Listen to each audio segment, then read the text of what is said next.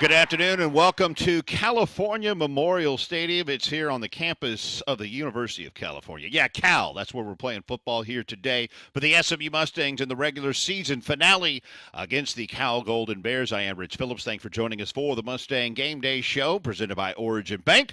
We do this 2 hours before every SMU football game, and hopefully we're going to do it again in another week and maybe a couple weeks after that. But we do have to finish up the regular season here today. SMU and Cal with a 7 o'clock kick. Central Time from here in Berkeley, California. We'll have the radio broadcast at 6:30 on 96.7 and 1310 The Ticket, as well as SiriusXM Channel 194. Joining me up here in the booth in this segment right now is my radio partner, Scott Gunner. I think I've seen a lot of this guy in the last couple of days. We've seen a lot of the country in the last couple of days, too. We have. We go out to Mississippi, go back to Dallas. Now we're flying to San Jose, and now driving to Berkeley. It's been a lot together, but hey, it was fun last night. Big overtime win. Let's make it 2 wins in 2 days. What do you think? Like to do that here as SMU closes out the season against the Cal Golden Bears. And, of course, on the line for SMU today, we'll talk a lot about that here as well, is a chance to go to the ACC Conference Championship game for the second consecutive year. A win and they're in. There's a lot of other scenarios. A win and you're in. It makes it a heck of a lot easier. Yeah, they make it a lot easier on us, too. If you win, you're in. Virginia kind of in the same boat, too. But to be in this spot, especially after the way the season began, where you lost a couple of ball games in non-conference, and then you had the tough loss at Wake on the road, to just get to this point, the big part of the season was the Miami win, obviously. When you beat number 10 Miami at home, makes a huge difference, and it certainly turned the tide for SMU. But you got to finish, and that's been kind of a recurring theme for Rhett Lashley. You have to finish today. And they do it here against Cal. We'll talk about them more coming up here in just a moment. SMU did get here with an 8-3 record, 6-1 in the ACC after a 38-6 win over Louisville last Saturday at Ford Stadium. Another great day for Kevin Jennings, his third consecutive 300-yard passing day, threw for 3 touchdowns, ran for a fourth one, and the biggest thing is he's in control all the time in control. And we talked about how well he threw on the run, and you'll notice in the film room today, during our segment later in this show, how he was able to sprint out of the pocket, had the best footing that he has had, and footwork, and the ability to sprint like we haven't seen since the first game or two of the season. He really was really back in 100% form. But as good as he was there, throwing on the run, I thought he might have been better from the pocket in the second half, particularly late third quarter. Fourth quarter, he was really, really good at just on the money with every throw. And T.J. Harden had 18 carries for 90 yards. The last 2 games, he's run for 220 yards. That's after he went 4 or 5 weeks there without a ton of yards. Rhett Lashley did kind of reveal at the BC game when he had a 100-yard game that he'd been fighting through a little bit of an injury for a while, and it's good to see T.J.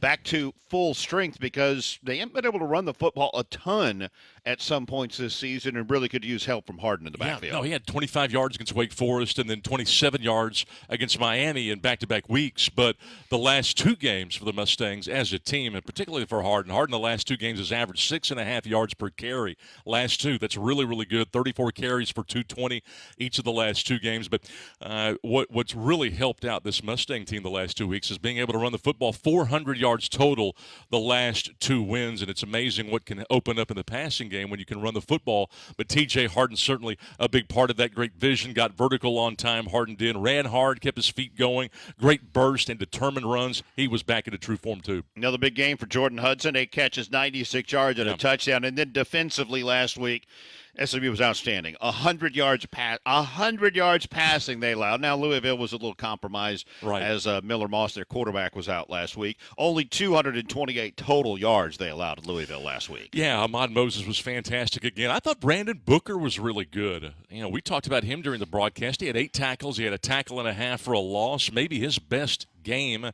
after 0 tackles against Boston College, but he was everywhere in the last ball game. Played great technique. Booker attacked the line of scrimmage consistently, and going to need that today. Those lightning quick bursts to the alley at the line of scrimmage was really a staple of his game, and I thought the linebacking corps as a whole did a good job. So did Moses. Going to need that today against a Cal team that they're still hungry. They've had some major changes lately, particularly with the top of the pyramid here, and we'll talk about that. But they're just not going to roll over today. All right, you ready here? Yeah. I've got all the scenarios for you. You got this? You ready? Hold on, give me something to write with here, Rich. Go all ahead. right, Go SMU's in the ACC championship game if they win. That's Okay. easy. You got that one. I got that one. All right, if they lose, and if Pitt loses, that happened. Duke loses, hadn't happened yet. Virginia wins and North Carolina wins, they're in. Got that? If Pitt loses, Duke loses, Virginia wins, North Carolina State wins, Boston College wins, and SMU finishes higher than Georgia Tech and Miami in the Sports Source Analytics ratings. We know that, right? We're in. And also, hold on. What was that second team? What was that second team? I'm going to give you the third scenario here. If the Mustangs lose, a Pitt loss, a Duke loss, a Virginia loss, a North Carolina win, a Boston College win, and finish higher than Georgia Tech and Miami in the Sports Source Analytic rankings. The only question I have is, how long did it take you to put that together right there that you just read us? Did it on the flight out. We're all good. All good. Okay. League gave it right to us. Okay. It's simple, just data input. You know what should happen? They need to win. Let's just win today. Let's That's just right. Make it simple. Win today here over the Cal Golden Bears, who come in at 6-5, 3-4 in the league. They have lost 3 of their last 4. Scott alluded to it a moment ago. Big change on Sunday after getting beat around by their rival in the big game, Stanford. They relieved head coach Justin Wilcox of his duties on Sunday after 9 seasons in which they'd had just basically middling success over the years. Nick Rolovich takes over as the interim head coach. Of course, Rolovich has previous experience at Washington State and at Hawaii. Don't know that he is really a candidate for their long-term answer. He's been an analyst here, but obviously big changes with their GM Ron Rivera leading the way here. Yeah, Rivera kind of leading the charge as far as that's concerned. But also, when they lost Fernando Mendoza to the transfer portal to Indiana, I thought that was a big blow to them too. But after they got blown out last week, they decided to make that change. And you're right. They were 7 games below 500 in the 9 years that Wilcox was the head coach. So they've gone to Nick Rolovich, and we'll see what happens today. They've got a freshman quarterback that's just been outstanding. A lot of scouts feel like he's a surefire number 1 pick. We don't know if he's going to play today, but we'll see. Did you say his name? I did. I thought I did. Jaron Chiave Sangapulatelli? Chiave Sangapulatelli, yes. That's their quarterback, the freshman who's thrown for over 2,700 yards, 13 touchdowns. He's run for 3 more. While he's been a bright spot on their offense, running the football has not. Kendrick Raphael has 742 yards and 11 touchdowns. The rest of their team has a net of 54 yards rushing. Quarterback sacks take a lot out. But Raphael has 742. Our old buddy L.J. Johnson, the former Mustang, is second on the team with 117, and he's missed the last 4 games, and he won't play today because of injury. No, and they say that he's really been a disappointment. They thought that they were going to be getting the guy that kind of started the year for us last year, and it has not turned out to be the case. But, yeah, they can't run the football. You mentioned it, 72 yards a game. The problem is they're giving up 156 yards per game on the ground. That's 14th in the conference. This Cal team does have some issues, but the one thing they do well, they defend the pass really well to the tune of only allowing 192 yards per game. That is 31st best in the country. Number 2 in the conference. They do a great job of defending the pass. And we talked about Kevin Jennings doing so well. He's got 3 straight 300-yard games. He's got to be careful today. Can't force balls today. Can't try to gamble and fit into tight windows. Numbers for Jennings as far as the turnovers are concerned are good. Last 6 games, Jennings has only thrown 3 interceptions. But all 3 have come on the road in 3 different road games. He's thrown a pick in each of the last 3 road games, and hopefully today he'll be able to be sharp. And, I mean, he has been really super sharp the last couple of games. Hopefully he'll come out sharp, and we'll get off to a good start like we finally did last week. Scored a touchdown on the opening drive last week, something that Brett Lashley has been longing to see in recent weeks. The SMU Mustangs trying to finish out the regular season with a 9-3 record, and a win tonight will put them into the ACC championship game for the 2nd consecutive year. 7 o'clock kick here from California Memorial Stadium. We have it on 96.7 and 1310 The Ticket. We told you a little bit about SMU and Louisville from last Saturday. Let's look back at some of the highlights from the Mustangs win.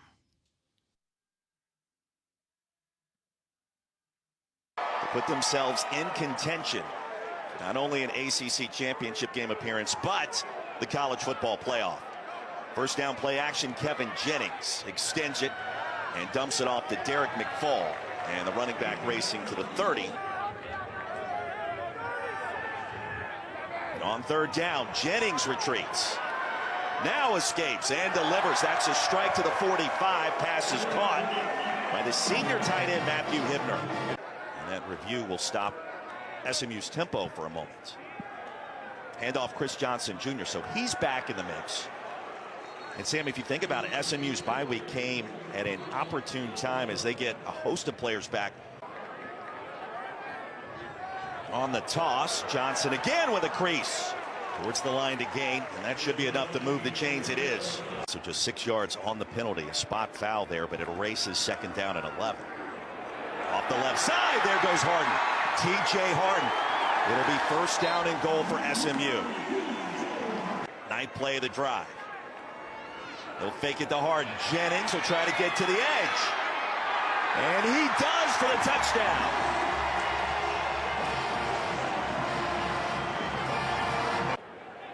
You have a new committee chairman stepping in. And the thought process is if Miami and Notre Dame are in that same tier, then head-to-head becomes a big factor. How about the back shoulder toss? And how is the committee going to dissect those resumes? And Miami has the head-to-head competition victory. Kevin Jennings, another victory for SMU's quarterback. Races for a first down. Here's Jennings again. Sidearms it. And McFall stays in bounds across the 45. TJ Harden back on the field at running back for 3rd and 24. And a simple screen. Trying to make something out of nothing.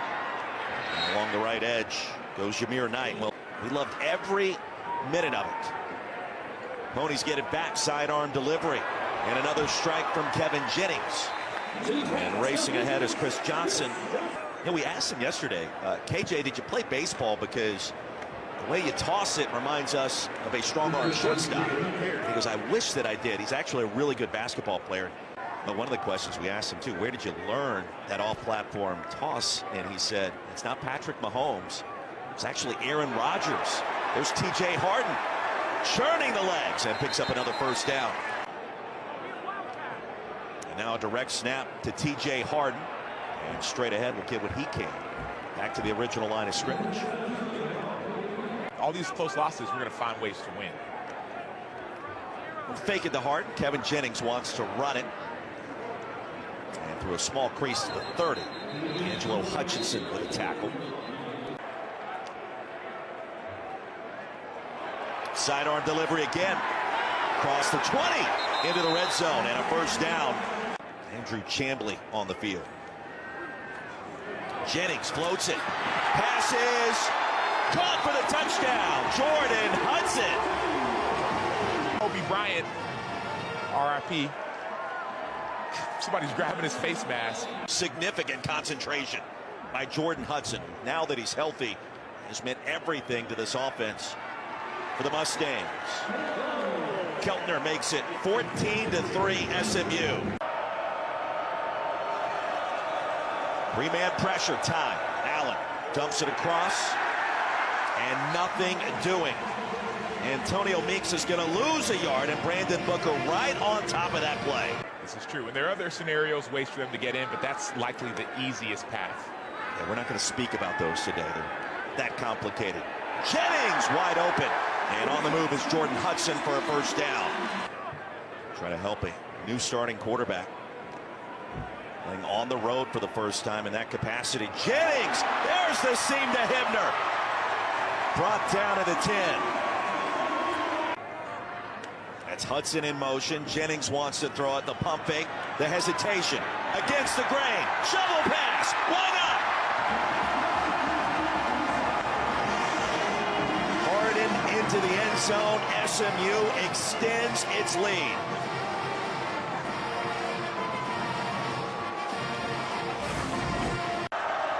Watson motions out, empty backfield for the freshman Deuce Adams. On third down. Penalty marker is out. Adams is down. And he lost a couple of yards there. Second down, Cardinals showing pressure. Jennings retreats. There's the screen to Harden. And Harden made the first defender miss and the second. That could have been a TFL instead. Towards the middle portion of the field. And Keltner, plenty of distance, bangs it home. Flags come out after the kick was ruled good. What does Andrew Luck and Stanford, what are they going to do at head coach for next year? You know, that's a great question. We were out there for the Florida State game. Screen pass to Bell is quickly corralled. And I asked him to Frank Wright huddle, or the sugar huddle right there near the line of scrimmage. And Jennings this time wants to throw it. He does so. Floats it off the back foot, and another strike to the 25. Jordan Hudson. Now it's Jennings. A little bit of touch on this one. Back corner. Caught for the touchdown. Ymir Knight. Talk about threading the needle.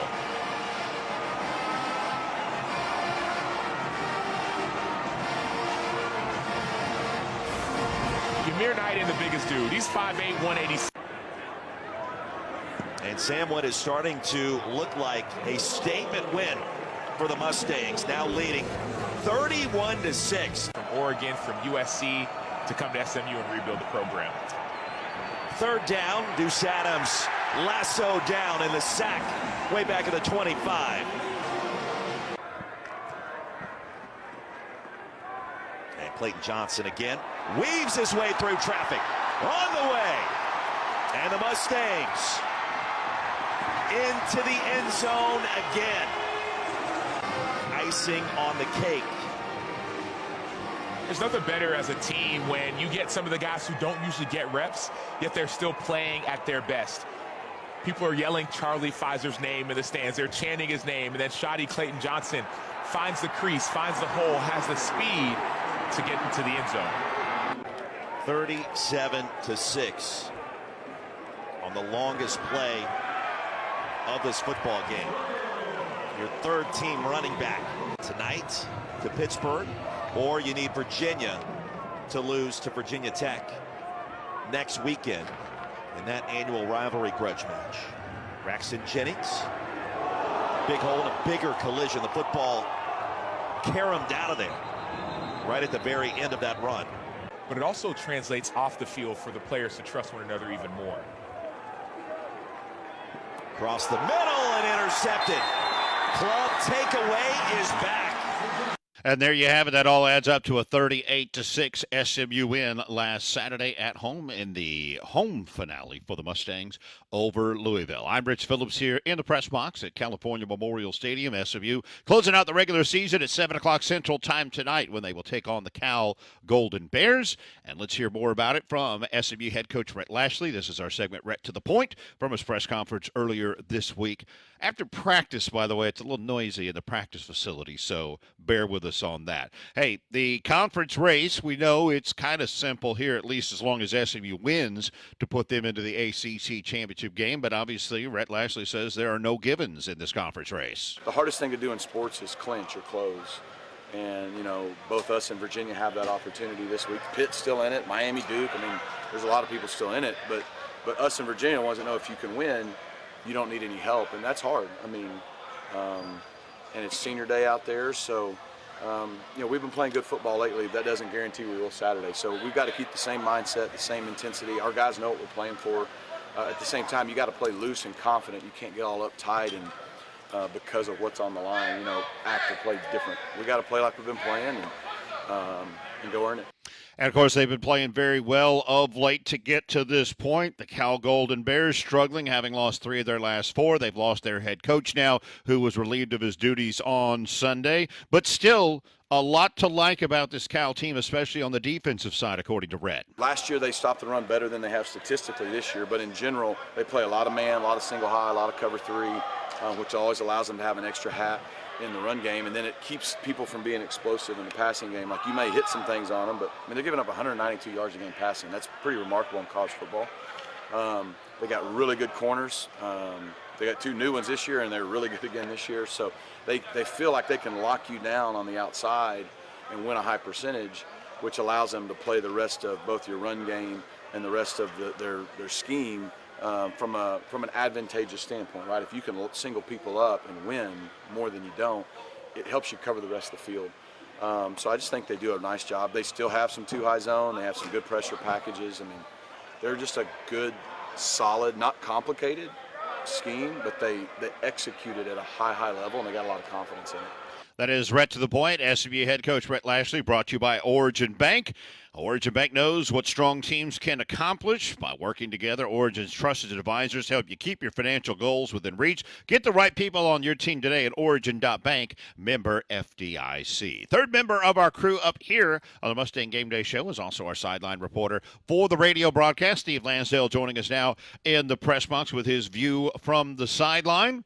Another big November game, big late November game here for SMU. It's becoming a habit, by the way, for this team as they're now trying to get to a conference championship for the third consecutive year. So how are they going to handle things on a big stage here this evening once again?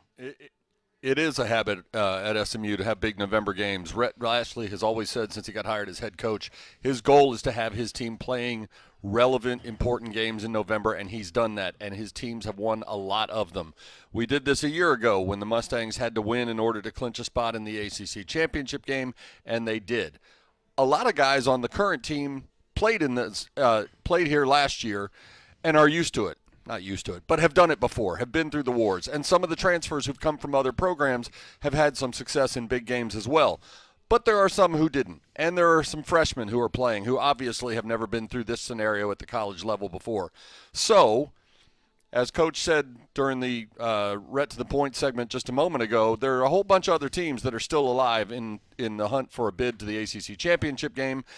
And when he says they are alive, what that means is if everything doesn't work out the way you want it, you might not be. So he and his staff do a great job of keeping the guys focused, as he said, playing loose and confident.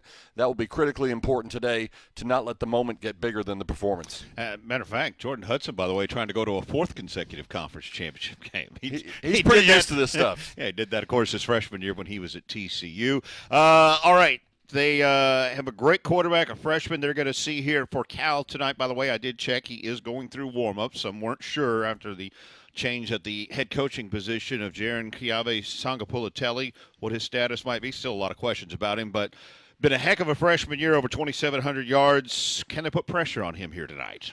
Yeah, there may be questions about him, but there are not questions about his ability. Rhett Lashley said, this guy's the best freshman quarterback in the country. He very openly said, hey, we recruited him, tried to get him to come to SMU as well. He does a lot of things well. He's big, he's strong, he's fast, he's got an enormous arm. He can hit plays all over the field. But he's a freshman. And we talked about that a moment ago in terms of the SMU young players.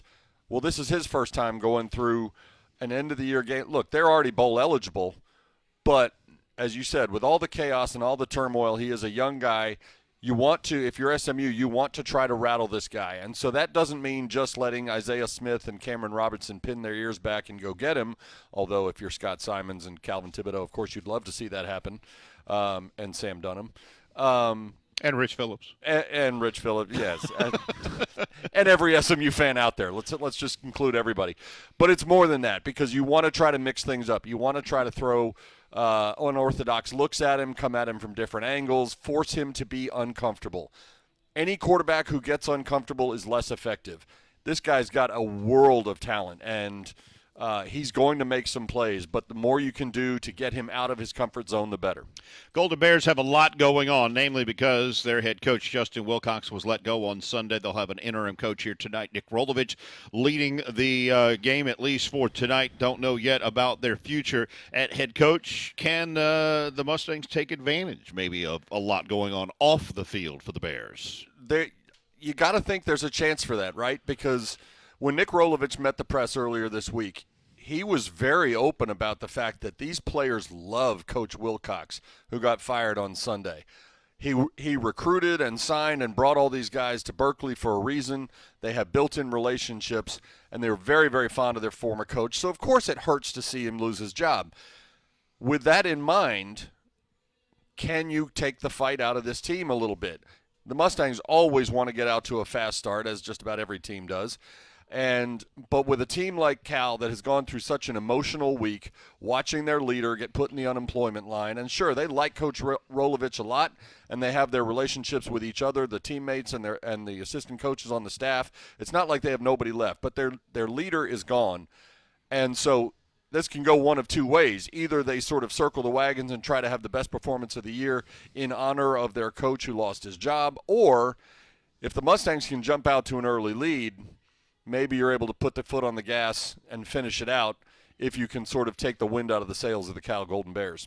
All right, that's Steve Lansdale, is viewed from the sideline. He'll be our sideline reporter on the radio broadcast on 96.7 and 1310. The Ticket. Steve will be back in a few moments as well when we pick our games here towards the end of Mustang Game Day, getting you ready for SMU and Cal. We showed you the highlight package of the Mustangs win last week over Louisville. Let's see a little more of the breakdown of that as we go in the film room here with Scott Garner. And it's time to take a dive into the film room today, and if we only focused on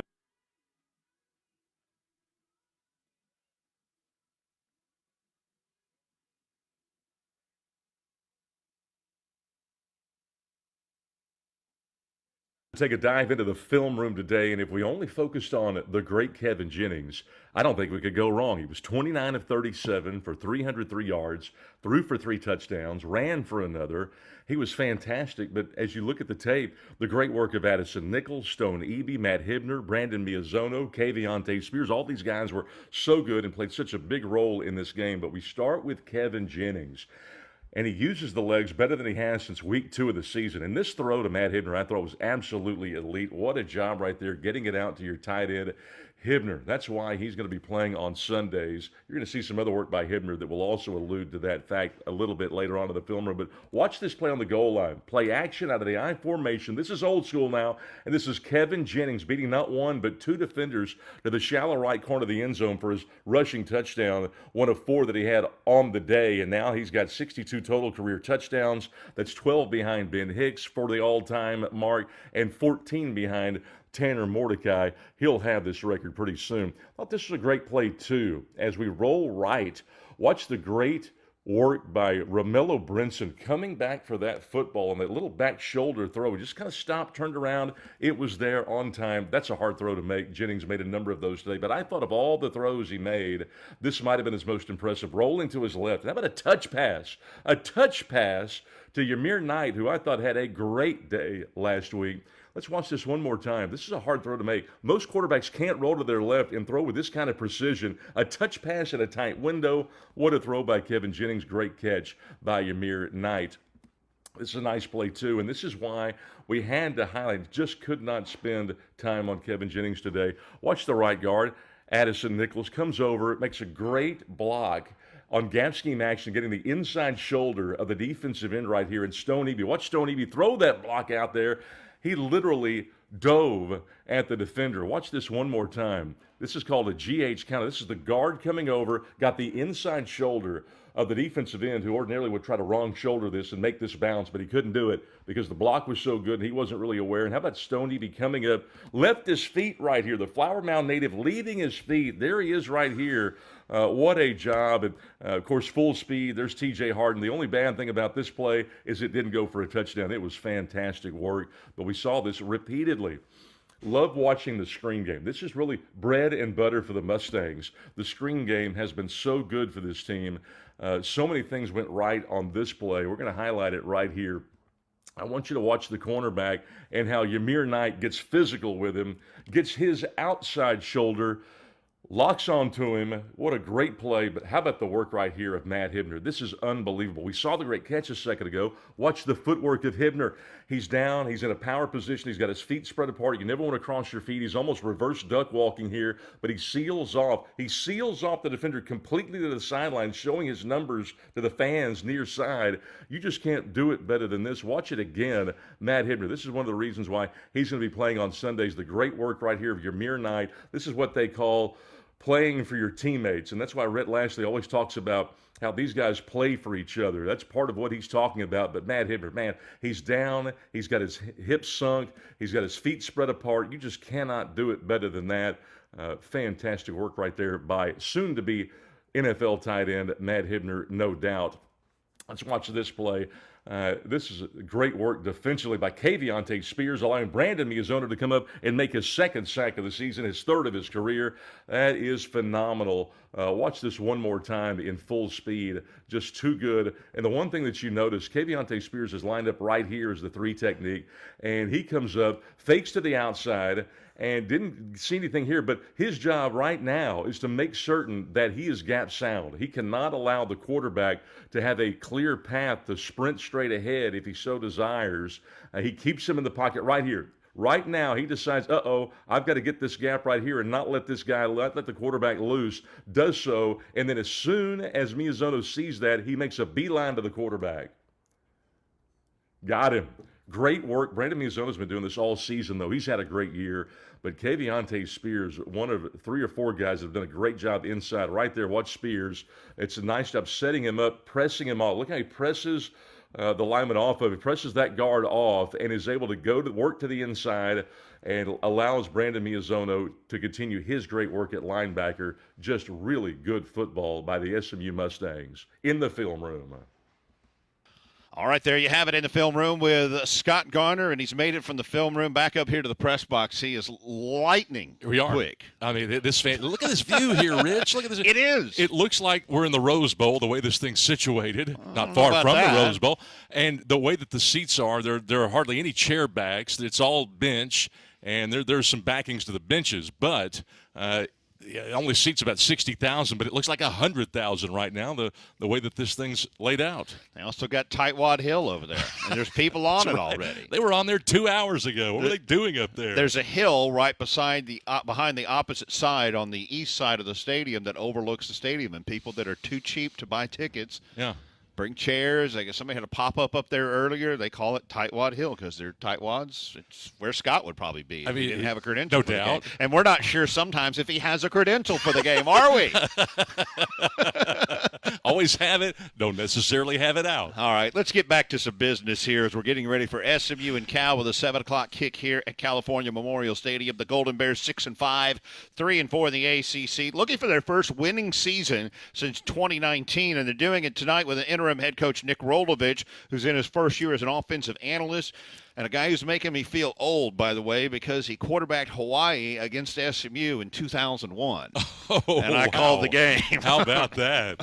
Man, you are getting old. I am. Now, in the portal era, this could be a bad day. Now, I did tell you earlier, I saw that JKS, their freshman quarterback, is out and warming up because there are obviously big questions about him, but still doesn't mean anything even if he's here today, what it means for the future, because anybody and everybody's probably looking at the transfer portal right now from the Cal roster. Yeah, no doubt they are. But I think this portal era is going to kind of help SMU out because everybody keeps saying, well, hell, they just fired their coach. Everybody's going to rally up, and they're going to be fighting as hard as they ever have. That doesn't happen quite as often in the portal era as it did 10, 15, going back 50 years ago, just because, it's such a different mix of guys every year. You're not really building programs so much as you are coaching teams these days because these teams have 45, 50 new players, and, a lot of these guys haven't even been here a year yet, so I don't think you're going to have that quite like you might 10 years ago, but yet still got to come out here and play well. JKS, that's Jaron Kiave Songapulatelli's been outstanding at quarterback for them, and his number one guy has been his slot receiver, Jacob DeJesus. 87 catches, however, only 795 yards. He's not going to go very far downfield to make those catches underneath. No, this guy's fantastic, though. This Jacob DeJesus, you talked about some of the numbers there, but he's a transfer from UNLV, caught 96 balls for 1,100 yards at UNLV, was an All-American as a return man, too, for the Rebels there, but he got targeted 19 times. They threw this guy 19 times against Stanford the other day. That tied a program record for them. He had 16 catches against Louisville. That tied a school record, but he's used a ton.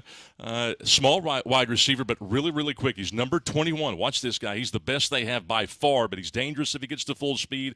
They'll use him on some fly sweeps. He's good in quick game. He's hard to tackle in space. He can cut on a dime. He's got great hands. Just does all the little things, but he's a great leader. He's always smiling. Literally, they have to pull him off the field in practice. He's that kind of guy. That's a new one on the scouting report, isn't it? He's always smiling. He's always smiling. Okay.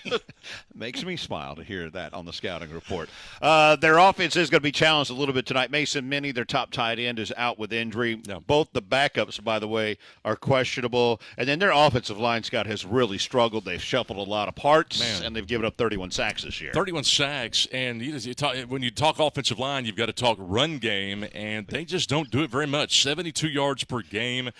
They've got to do it through the air. They protect the quarterback pretty well. I mean, Sangapolitelli has been pressured some this year, but not like you might think given the ineptitude that they've had running the football, and they won't do much gap scheme. It's going to be a wham every now and then, but it's mostly inside zone and occasionally outside zone, but mostly inside zone with these guys because they're just not very athletic. They're big, but they can't move real well, and so they've had some problems, and we'll see how the Mustangs approach it tonight.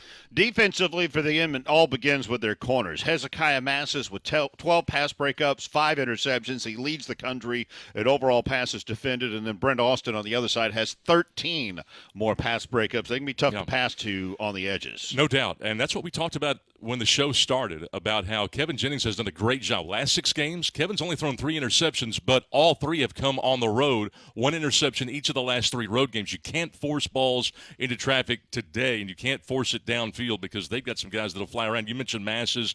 This guy catches passes. He's got great hands on the back end, always in the right spot, high IQ guy, understands routes, great ball skills. He can run. That Brent Austin, the other cornerback, who goes by Paco, by the way, good player, had a great game against South Florida. He can cover an occasional interception. He's real handsy, too. He's got good hands, but he's a real good man-to-man guy. So the back end is their strength, and Kevin Jennings has to be careful. I think we're going to have a lot of string game. We usually do use the quick game as an extension of our run game. I think you'll certainly see that a lot tonight. And then by order of Scott, I have to bring up the nose tackle because he wants to talk about Aiden Keani-Ina. Keani-Ina. How about this? He just wants to say his name. That's all. I watch this guy. I'm like, man, this guy playing nose guard. He can play end. I think he's athletic enough to play end. But listen, you're a big numbers guy, Rich. This guy, Keani, this is a nose tackle now. He had 11 tackles against Virginia, had 11 tackles against Virginia Tech. Some nose guards don't get 11 tackles for a season. Those are the kind of tackles that you get sometimes when you're playing Navy. Yeah, exactly. That's going to run the ball up the gut a whole bunch. He's an NFL guy, no doubt about it. Notre Dame transfer. He's number 47. If you watch the game tonight, he's quick, really big. Big sack, too, against Stanford on an outside rush. He's the anchor of the D-line. He's hard to block. He's fast. He's physical. He's the nose guard right in the middle of that defensive front. All right, let me give you my stat of the week here for the SMU Mustangs. It's 7,181. Okay. That is the number of career passing yards for Kevin Jennings already in his career after third straight 300-yard game last week. It moved him ahead of 3 guys last week alone into second place, if you can believe that. He is second on the SMU all-time passing list, trailing only Ben Hicks, who's only 1,900 yards ahead of him, by the way. Kevin could put a dent in that if the Mustangs keep winning and get a few extra games here in the next couple of weeks. Big dent. Hicks, and then is it Mordecai? Tanner Mordecai? No, it's Ben Hicks who's first, and Kevin is second. And Kevin's second. Okay. So Hicks there. Hicks was here 3 years, though. He was able to rack up the yards. But, some fantastic numbers. Kevin hasn't had 2 full seasons as the starter yet because he hadn't completed this season, and he didn't start the first 3 games of last season. He does also have 53 passing touchdowns, which is 4th on the list. He's 4 behind Shane Buechele for 3rd. The record is Tanner Mordecai on the passing touchdowns. He's 19 behind him.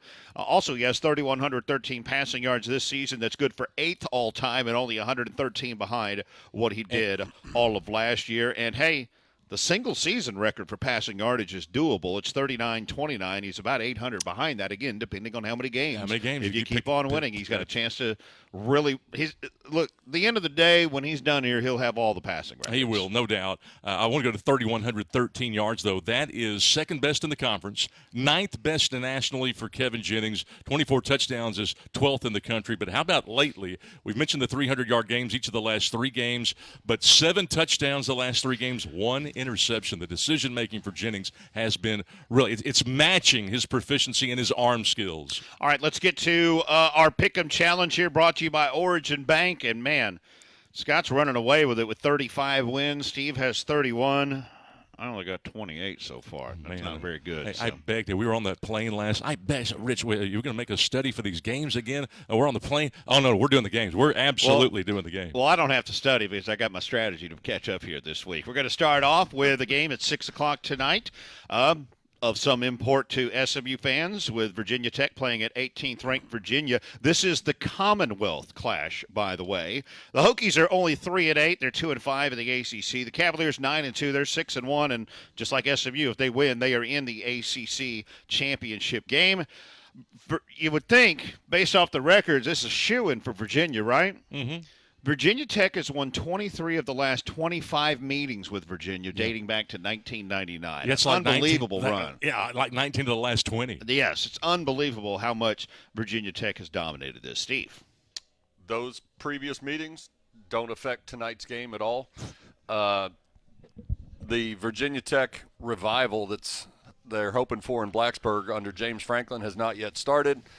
And as you said, Virginia is at home. Virginia is playing for a spot in the conference championship game, and Virginia wins. Yeah, Tech can run the ball, but they can't throw it real well. Kyron Drones only throws for about 150, 200 yards a game, 1,800 yards this year. Tech isn't good on third downs either. Virginia Tech, 3 of 12 on third. Virginia, 19th best run defense in the country. Ooh, I don't see how you go against Virginia today. I do. I need to catch up. I'll take Virginia Tech. Oh, that's your strategy. Absolutely it is. Whatever Scott picks, go the opposite. Rich is going with the other. At 6:30 tonight, it is 10th-ranked Alabama at Auburn. This also has a name, of course. It's the Iron Bowl. The Crimson Tide 9-2, 6-1 in the SEC. The Tigers only 5-6, and they're 1-6 in the league. Alabama will clinch a spot in the SEC championship game with a win. Steve. Exactly. The Crimson Tide still reeling perhaps from the loss to Oklahoma, but as you said, just like Virginia has a spot in the ACC title game on the line, Alabama has a spot in the SEC title game on the line, and they like to beat nobody more than they like to beat Auburn, and they will get a victory tonight. Well, let's look at it. Bama, they won 5 Iron Bowls in a row. They score 37 points a game. Ty Simpson, the Bama quarterback, 22 touchdowns, 4 interceptions. Pretty good touchdowns to INT ratio there. Auburn gives up a ton of explosives. That's no good. Auburn will lose the Iron Bowl today, but they won't lose a bowl game because they won't play in one. Give me Alabama tonight. Alabama misses the SEC championship game with a loss. I'll take Auburn. Okay. 6:30 tonight. Northwestern is at Illinois. The Wildcats are 6-5. The Illini 7-4. Both are 4-4 in the Big Ten. Northwestern is bowl eligible for only the second time in 5 years with our old buddy Preston Stone quarterbacking them. This game, they are playing for the Land of Lincoln trophy. Steve. All right. Congratulations to Preston Stone on leading Northwestern to bowl eligibility, and you're absolutely right. The Wildcats probably exhaled and breathed a little sigh of relief after beating Minnesota, but tonight is about state bragging rights, and what do you call it? The Land of Lincoln trophy. The Land of Lincoln trophy is going to stay in Champaign. Illinois is too good. Illinois wins. Yeah. Man, Preston Stone, 25 of 30. Last game against Minnesota for 305 yards.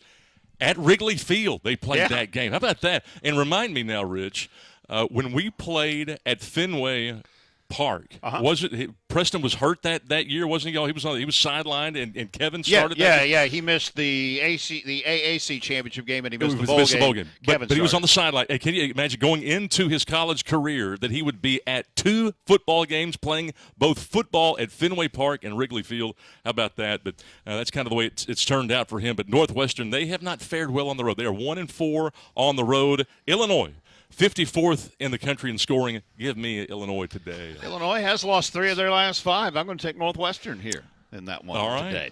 6:30 tonight, another rivalry game, North Carolina at North Carolina State. Tar Heels are 4-7, the Wolfpack 6-5. NC State bowl eligible for the 4th straight year under Dave Doran. This rivalry is lame. They got no trophy and no name for this game. It's just the North Carolina NC State game. That's it. There's been how can you play the game, an in-state game like that with no trophy? I don't know. Look, the drama around North Carolina has been chaotic, at least all year. It just feels like the Wolfpack is a little more serious this year, and North Carolina State wins. Well, hey, They struggle. The UNC gives up explosives. They can't finish. NC State, they do a good job. They hold teams to about 380 yards per game. I'm going to go with the Wolfpack tonight. Bill Belichick's been very disappointing, but he'll please everybody tonight. I'll take North Carolina. And finally here at 6:30 tonight, also out here in California, UCLA is at 17th ranked UST. This is the Crosstown Showdown. Yes, it is. How about that?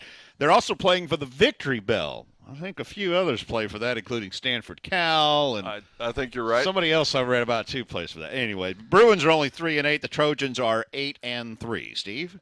When Nico Iamaleava transferred from Tennessee to UCLA, there was talk that he was going to be the guy that restored the glory for UCLA. And he's had his moments. I mean, he's a spectacular athlete. He's had his moments, but to say that the Bruins have been inconsistent this year would be a little bit of an understatement, so much so that it cost Deshaun Foster his job. They got nothing left to play for. USC does. Trojans win. Yeah, both teams coming off a loss. UCLA, they're really struggling on offense. They can't really run or pass. The Trojans can spin it. Man, they really can. 7th in the country in passing. USC, they average about 301 yards a game through the air. Pretty easy pick right here. Give me the Trojans. In this one, USC's offense is 8th in the nation in yards. UCLA is 117th in yards. Pick them. Pick them, Rich. I'll take them. UCLA. Why not? They're going to win the Victory Bell. We talked about spin. I thought you were really spin hard on that one. You didn't. No, we'll go with that one. We'll go. What have I got to lose? Okay. All right, there's our pickup challenge. It's brought to you by our friends at Origin Bank, who sponsor the Mustang Game Day show each week. Origin Bank knows what strong teams can accomplish. By working together, Origin's trusted advisors help you keep your financial goals within reach. Get the right people on your team today at Origin.bank, member FDIC. It's SMU and Cal coming up at 7 o'clock this evening. Scott, real quick, give us a couple keys to success for SMU. All right, key number one for the Mustangs, ball security, no doubt about it. Best part of Cal's defense, the third level, and the linebackers. Cal has the second best pass defense in the ACC, 31st best pass defense in the country. Kevin Jennings has thrown just 3 interceptions total in the last 6 games. All 3 of those, as we noted, have been on the road. He threw one at Clemson, he threw one at Wake Forest, one at Boston College. That's not terrible at all. In fact, that's pretty good. His TDs to INT ratio have been phenomenal the last 6 weeks, but Jennings has to be sharp today, and you can't force balls downfield if it's not there. Key number 2 for the Mustangs, you've got to come out workmanlike. Rhett Lashley is on record as saying that one of the hardest things to do in sports is to close, and he's so right about that. Running the football tonight will help that. Controlling the clock, running the ball, making safe passes, ensuring that SMU controls the game with field position and the trenches is paramount. That is key number 2. At number 3, win on first down.